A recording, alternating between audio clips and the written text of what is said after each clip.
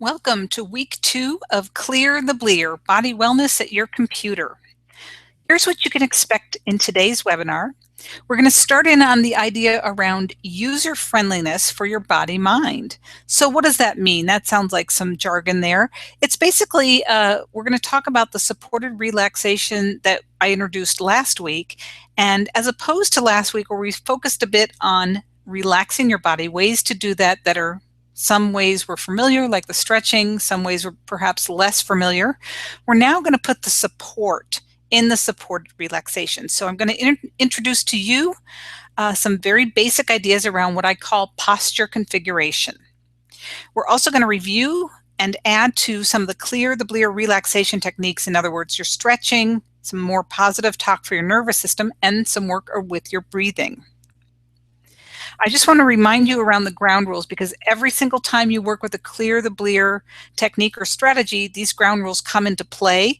And as I said last week, some of the ground rules are apply to everything, the overall program, and others are technique specific. So for the overall program, if you'd please mind your medical, in other words, always move only in a pain-free zone. If something feels insecure or not right, you do not have to do it, or you can scale back until you feel secure and good about doing the movement. So the idea to keep in your head is air on the side of caution. And whatever it is that I have to say around asking you to do a movement or a breathing technique, be proactive about filtering those instructions to you so that they fit you. And I'm going to add to that is that when you do the breathing work, you don't have to keep pace with my narration. Probably the first time or two you would, and then as you discover your breathing capacity, it may be more or less than how much time I dedicate to an inhale or an exhale. You can certainly, once you know what you're doing, you can do the instructions with me, but at your own pace. And also, if you get dizzy during breathing exercises, feel free to sit 1 or 2 rounds out so that you don't get, dizzy. All right. And then the second rule was, please don't assume that you know what I'm asking you to do, but rather allow me the courtesy of that 1 round of describing, illustrating, showing an image, whatever it might be. And then you can try. This just helps bring out the special effects and the special outcomes that Clear the Blear has to offer when you work in this way. And then we talked about working with relaxation. The idea of moderate intensity levels is what yields the best results. So we don't want to attack whatever it is we do. Try to become aware of when you put so much tension or so much enthusiasm into something that you go really far out, or you're working very, very hard, or you're attacking it, you're competing.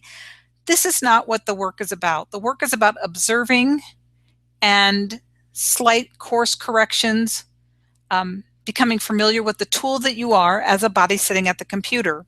So this moderate intensity is around not being lazy, because then you're not really doing any work, but again, not attacking it either. So we want to be active, but not overdo things. And we talked a bit about exercise and exercise harmony and pre-exercise. And just to remind you that the techniques that you learn here are not exercise, but they do fit in great with an exercise program. Things you can do to prepare your body to take on movement, stretching, strengthening, aerobics, and things that you can do while you're exercising to enhance that experience. So it's a good set of tools, even though it's not actually a desk exercise program. And with Clear the Blear, you're learning new ways that to be your body, right? And so that's another piece that fits into the idea around pre-exercise or exercise harmony. We talked about supported relaxation, and the idea here is that this is the overarching goal for all the Clear the Blear techniques. And what it's characterized by is using the muscles to move your body, but then letting them relax. And a lot of times we get very tense, something goes misaligned in the body, or there's an injury or something where we're not up to snuff in terms of the way the body is designed. And so instead of our bones supporting our posture, or bones giving us leverage, the muscles work extra hard to provide that. So this is where we want to try to make some shifts and use our muscles only to move the body, and again, then let them relax, and then trying to recruit the bones to do some of that more support work.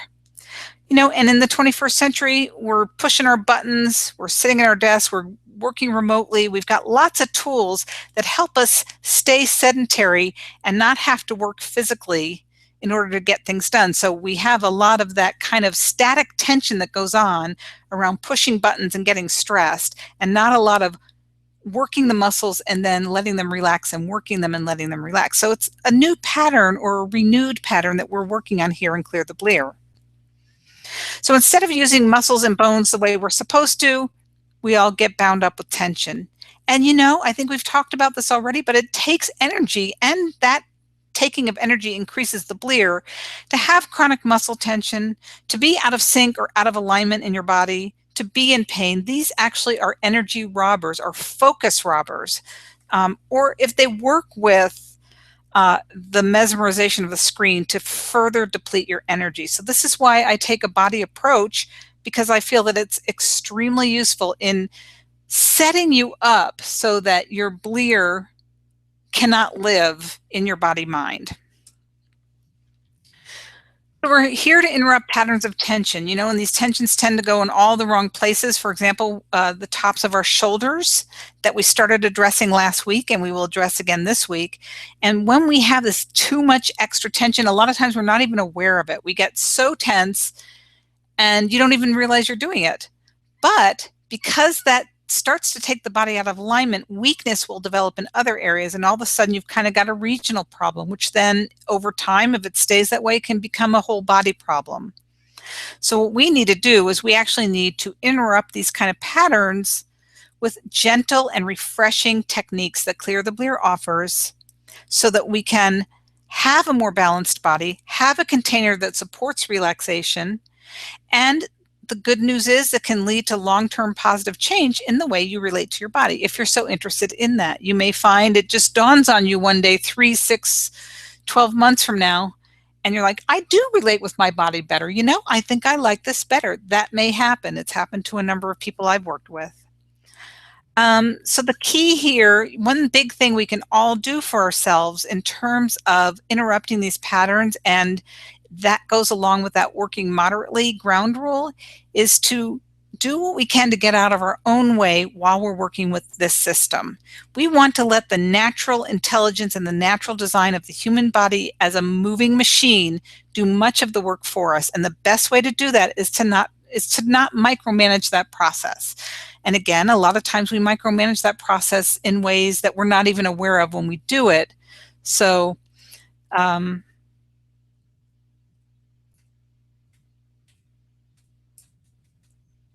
okay.